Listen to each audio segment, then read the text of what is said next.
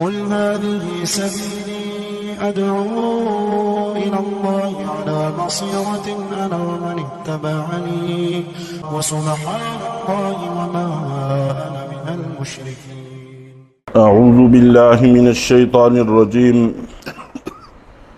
بسم اللہ الرحمن الرحیم۔ کل کے درس میں عرض کیا تھا کہ میاں بیوی کا رشتہ طویل مدت پر مشتمل ہے۔ اس میں اونچ نیچ آ جانا، کبھی نہ کبھی ناچاکی پیدا ہو جانا، یہ معمول کی بات ہے۔ لیکن اگر خدا نخواستہ ایسا ہو جائے تو خوش اسلوبی کے ساتھ اس کو حل کرنے کی کوشش کرنی چاہیے، نہ یہ کہ اس کو دشمنیوں کا اور آپس میں اختلافات کا غیر متناہی سلسلہ بنا لینا چاہیے۔ چنانچہ اس کے لیے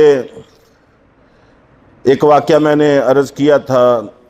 نبی پاک صلی اللہ علیہ وسلم کا، حضرت سودا بنت زامہ رضی اللہ تعالی عنہ ان سے متعلق، اور اس طرح کے اور بھی کئی سارے واقعات ہیں۔ ایک واقعہ یہ بھی منقول ہے کہ ایک صحابی، ان کی اہلیہ محترمہ بوڑھی ہو گئیں تو انہوں نے شادی اور کر لی، اور صحابی رسول کا رجحان نئی بیوی کی طرف زیادہ ہونے لگا۔ تو اس پر پہلی بیوی کو اعتراض تھا، چنانچہ صحابی رسول نے ان کو ایک طلاق دے دی۔ جب عدت گزرنے کے قریب معاملہ پہنچا تو آپس میں مصالحت ہو گئی، صلح ہو گئی، اور انہوں نے رجوع کر لیا، اور دوبارہ پھر صحابی رسول اپنے اوپر قابو نہ رکھ سکے، اور رجحان جھکاؤ پہلی بیوی کی طرف کم اور دوسری کی طرف زیادہ ہوا۔ تو چنانچہ معاملے کو حل کرنے کے لیے پھر دوسری دفعہ طلاق دے دی، اور پھر درمیان میں آپس کے اندر مصالحت ہو گئی اور احساس پیدا ہوا تو رجوع کر لیا گیا۔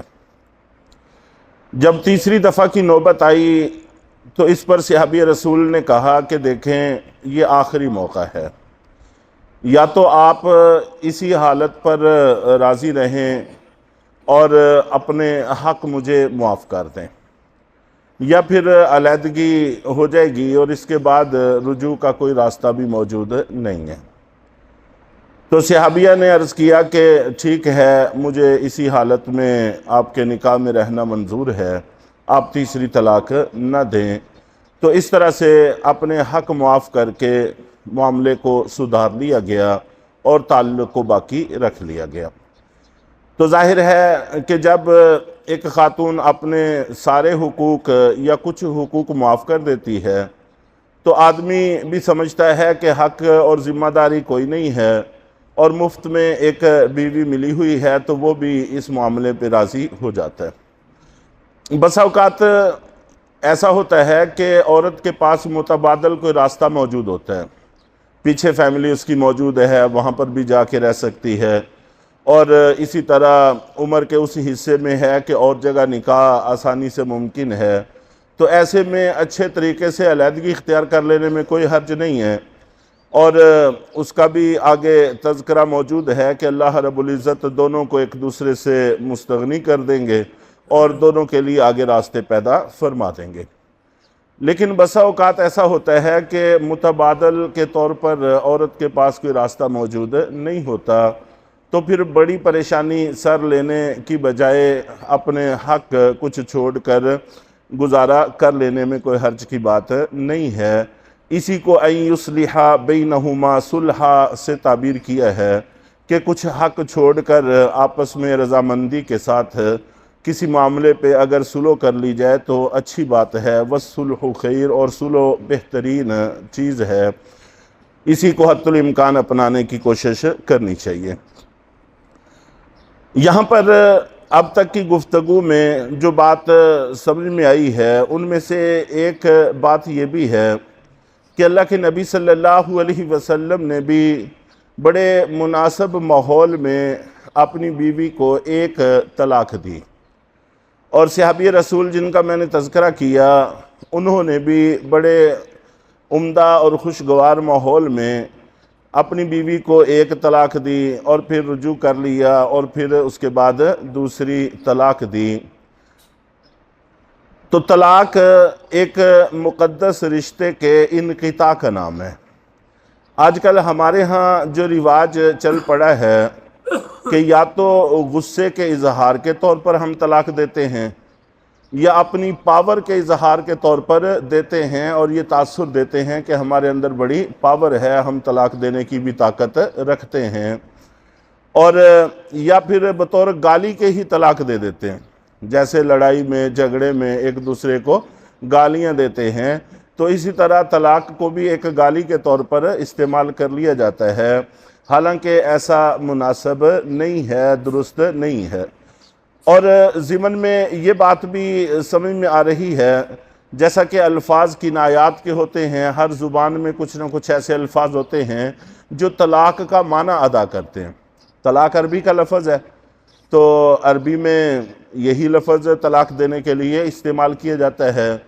اور ہماری شریعت چونکہ عربی ہے اس لیے ہم عجمی لوگ بھی اسی لفظ کے ساتھ طلاق دیتے ہیں،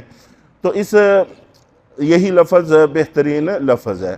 لیکن ہر زبان میں اس معنی کو ادا کرنے کے لیے کچھ نہ کچھ الفاظ موجود ہوتے ہیں، ان سے بھی طلاق ہو جاتی ہے۔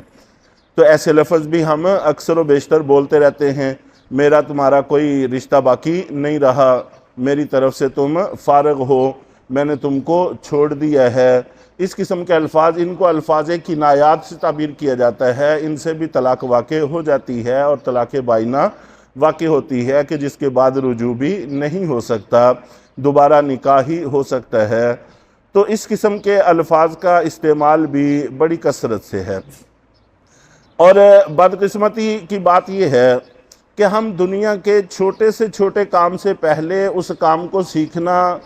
پسند کرتے ہیں، اور یہ بات ہمیں سمجھ میں آتی ہے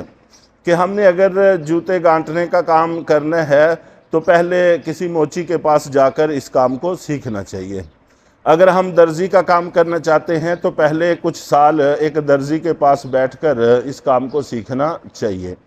کوئی چھوٹے سے چھوٹا کام بھی اگر ہم کرنا چاہتے ہیں تو یہ بات ہم سمجھتے ہیں، ہمیں پتہ ہے کہ کسی کے پاس بیٹھ کر اگر سیکھیں گے تو کام صحیح ہوگا اور ہم اس میں کامیاب ہوں گے، اگر نہیں سیکھیں گے تو پھر ناکامی ہی ہے اور ہم اس میں کامیاب نہیں ہو سکتے۔ لیکن دین کا معاملہ ایسا ہے کہ جب ہم بالغ ہو رہے ہیں، ہمیں نہیں پتہ کہ ہم نے غسل کے مسائل سیکھنے ہیں اور ہم نے نماز کے مسائل سیکھنے ہیں، نماز ہم پر فرض ہوگی، روزہ ہم پر فرض ہوگا، اگر صاحب نصاب ہیں تو زکوٰۃ ہم پر فرض ہوگی، اور اگر مالدار ہیں تو حج ہم پر فرض ہوگا۔ تو یہ ساری چیزیں بالغ ہونے سے پہلے سیکھنا ہمارا دینی فریضہ ہے، ہماری ذمہ داری ہے، ہم اس کی قطعاً کوئی ضرورت محسوس نہیں کرتے۔ نکاح سے پہلے نکاح کے مسائل ہیں، طلاق کے مسائل ہیں، بہت سارے معاملات ہیں جن میں شریعت ہماری رہنمائی کرتی ہے، ہر معاملے میں رہنمائی کرتی ہے، اتنی سی بات کا ہم سب کو پتہ ہے، لیکن ہم سیکھنے کے لیے تیار نہیں ہیں، تو جس کا نتیجہ ہمارے سامنے ہے کہ اتنی کثرت ہو گئی ہے طلاقوں کی کہ جس کی کوئی حد نہیں ہے۔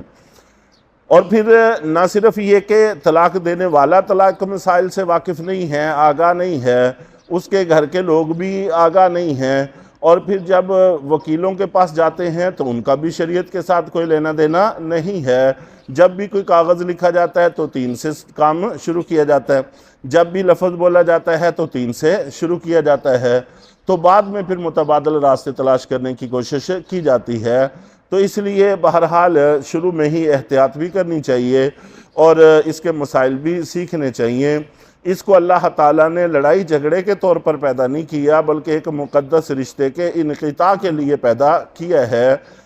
وَأُحْضِرَتِ الْأَنفُسُ الشُّحَّ، اللہ تعالیٰ نے دلوں میں کچھ نہ کچھ طمع رکھی ہے، اس سے فائدہ اٹھانا چاہیے۔ وَإِن تُحْسِنُوا وَتَتَّقُوا فَإِنَّ اللَّهَ كَانَ بِمَا تَعْمَلُونَ خَبِيرًا، اور اگر تم احسان سے کام لو، درگزر کرو اور اللہ سے ڈرتے رہو تو بہرحال اللہ تعالیٰ ان تمام کاموں سے باخبر ہیں جو تم کر رہے ہو۔ اللہ تعالی ہم سب کو شریعت پر صحیح طور پہ عمل کرنے کی توفیق عطا فرمائے۔